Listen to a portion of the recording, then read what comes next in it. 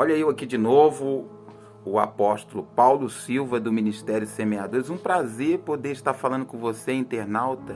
Que bom você poder me dar a honra de poder estar entrando aí na sua casa com mais um vídeo para o nosso canal. Dessa feita, um vídeo onde haverá um posicionamento paralelo acerca de um assunto que eu vivenciei, um testemunho, uma história que eu vivenciei.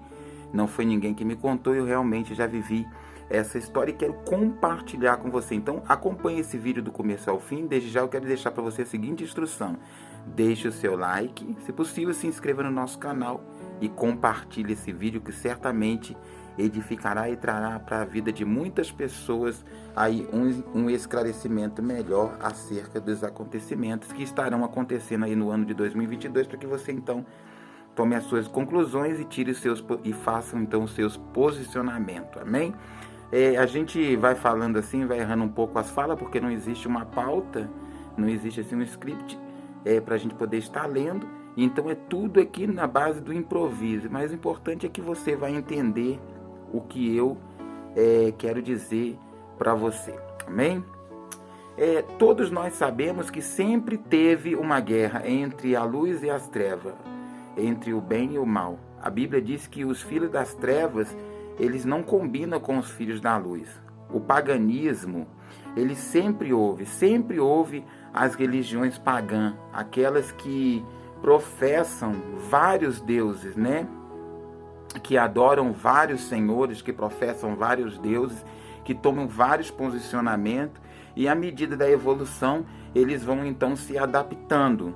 Mas acontece que a mesma coisa que acontecia no passado acontece nos dias de hoje, que é uma guerra espiritual entre aquilo que é bom e aquilo que é mal, entre as trevas e a luz. Não existe guerra entre Deus e o diabo, porque o diabo realmente ele não poderá nunca competir com Deus.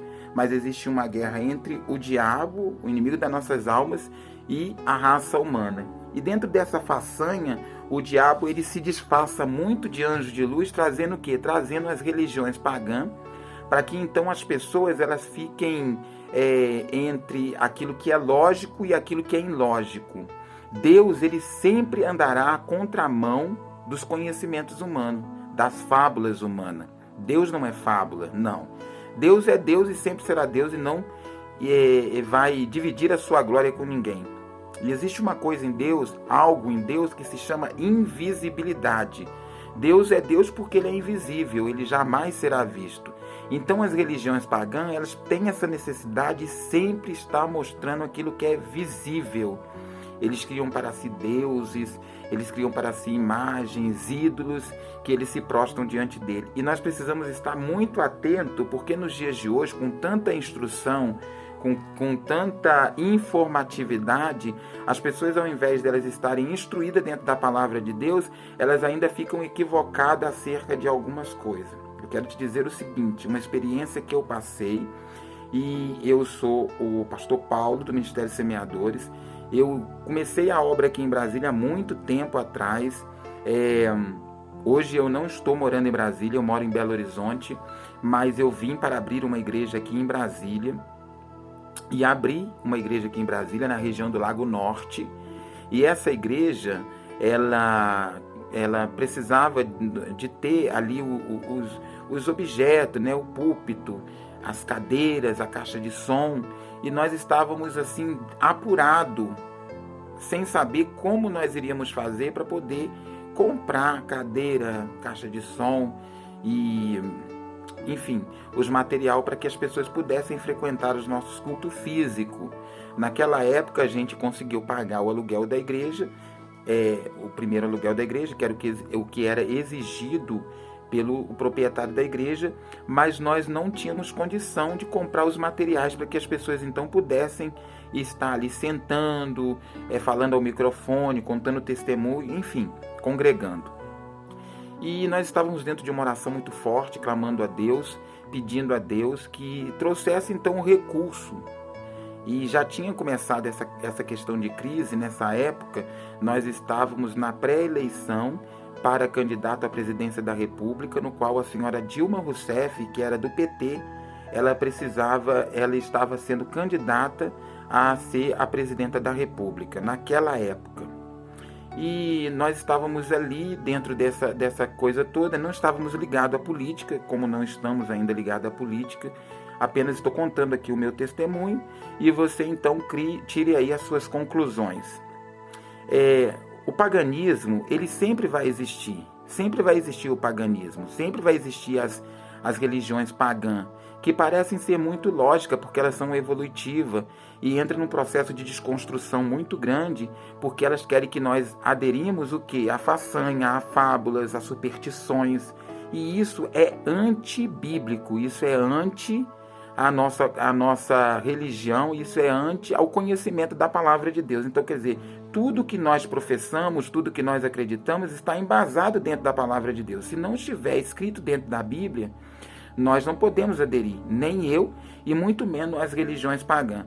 Quando a Bíblia fala que Deus não leva em conta o tempo da ignorância, a partir do momento que você sabe que algo é adepto ao paganismo, ao ocultismo, à feitiçaria, e você se oculta, você se cala, você então passa a ser conivente com aquela história. E por isso que eu estou contando esse testemunho aqui, para que você para que você tire as suas conclusões. Porque essa candidata, a Dilma Rousseff, ela era da chapa do PT, e como até hoje é da chapa do PT. Todos nós sabemos que o PT, ele é um partido que adere, que louva, que está de mão dadas com o ocultismo e com o paganismo. Até então, para mim era apenas fofoca, para mim era apenas as pessoas inventando história para poder se dar de bem dentro da política. Naquela época, eu era muito mais desinterado, muito mais leigo acerca desses assuntos que eu quero aqui trazer para que você tire a sua conclusão. Então nós estávamos ali formando então a nossa igreja na região do Lago Norte, ali no Varjão. Nós tínhamos alugado uma kitnet no terceiro andar de um prédio ali, em frente à igreja, aonde eu não vou citar o nome da igreja, mas você vai saber qual que é a Igreja dos Bispos. E eu tinha levantado cedo naquele dia, um dia depois daquele dia, ia ser então a inauguração oficial do Ministério Semeadores, ali no Varjão do Torto.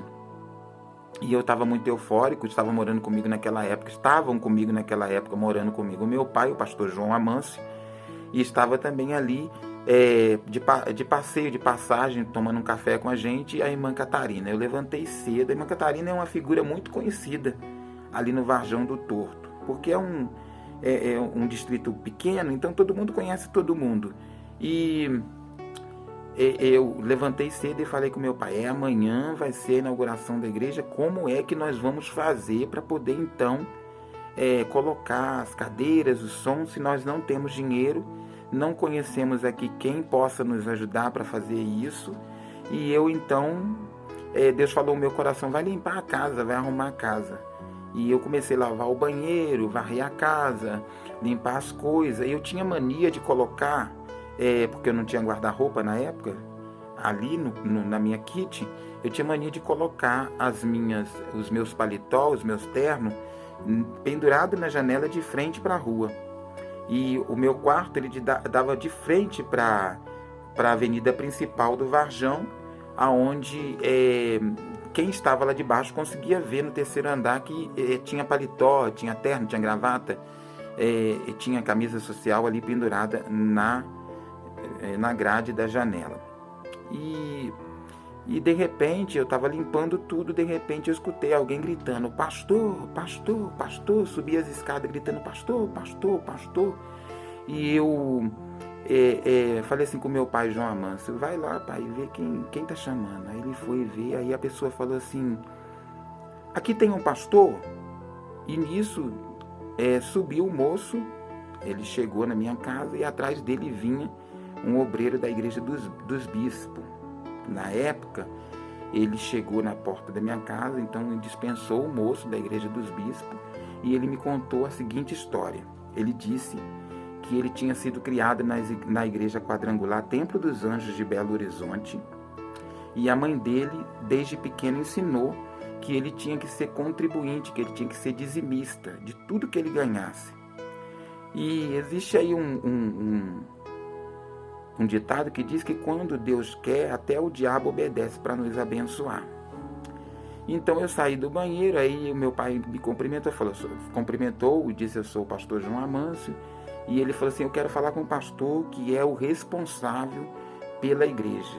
Aí ele falou assim: o pastor responsável pela igreja é meu filho. Eu vinha saindo do banheiro. Aí ele olhou para mim e falou assim: você sabe com quem você está falando? Aí eu disse assim: não sei, mas gostaria de saber quem é. Quem é o senhor? Ele disse assim: eu sou Halley de Oxalo Fã.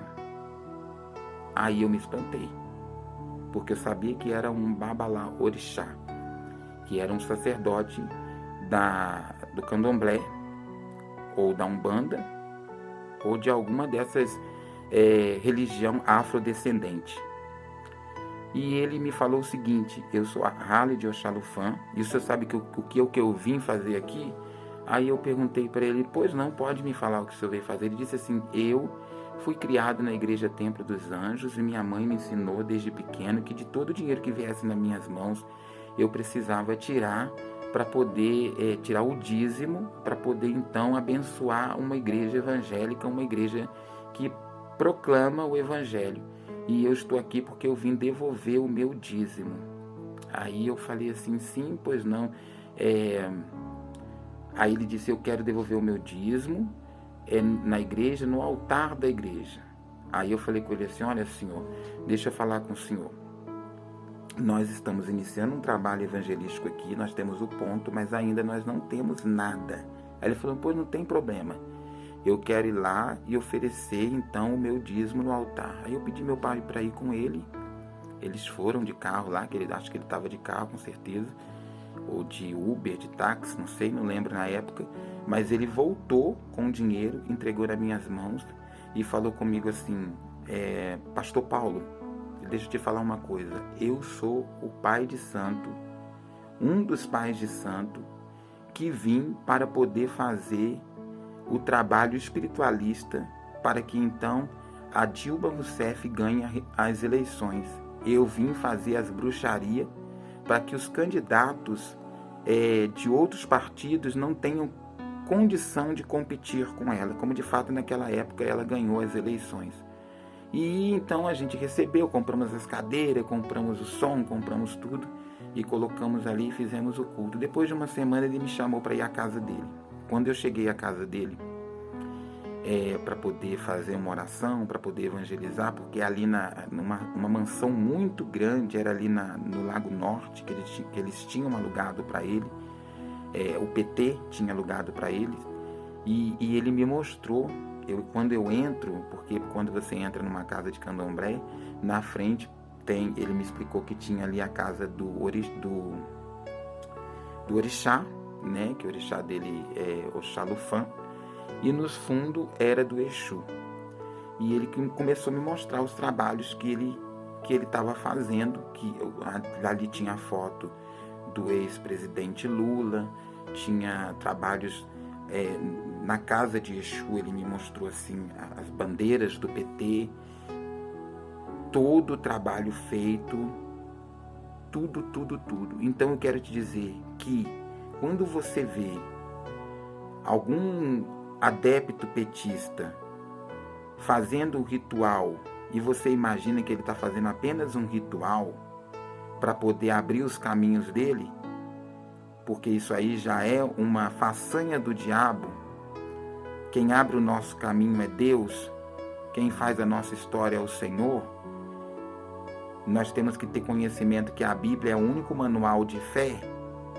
E quando você vê algum candidato, algum adepto do PT fazendo esses trabalhos espiritualistas a deuses pagãos, não quer dizer que eles apenas estão fazendo um trabalho a deus pagão.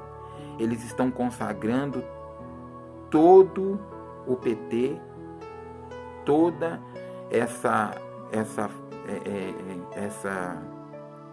esse PT, enfim, eles estão consagrando tudo para deuses ocultos, para os orixás, para os caboclos, para os guias, que são os deuses que eles acreditam. E nós precisamos nos posicionar.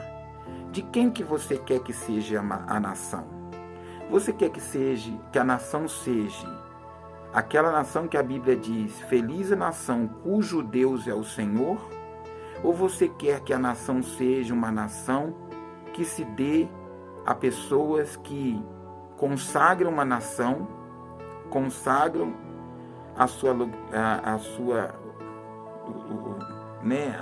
o que eles servem, a tudo que eles servem a Deus pagão? Ou você quer que a nação seja consagrada ao único e verdadeiro Deus? Então nós precisamos nos posicionar já. Eu não vou citar aqui que sou do partido A, do partido B, mas eu acredito que a melhor opção é nós colocarmos sempre a nação brasileira na mão daqueles que creem no Deus que nós cremos, no Deus invisível, mas real. Então eu quero te dizer que não é uma fábula, não é uma mentira, isso é a mais pura verdade.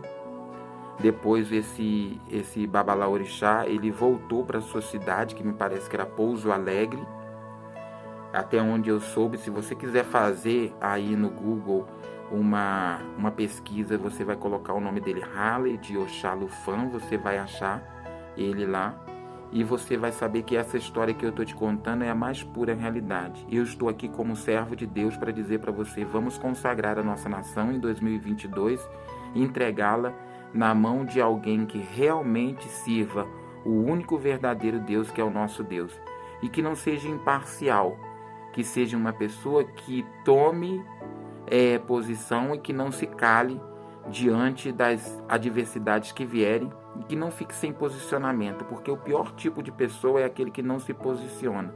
Eu estou aqui me posicionando e dizendo, nessa hora é necessário você tomar a atitude de servo de Deus. Você não vai votar em alguém que não sirva ao mesmo Deus que nós servimos. Porque outra vez vereis a diferença entre o justo e o injusto, entre o que serve e não serve a Deus. Deus em Cristo abençoe sua vida. Fiquem com Deus.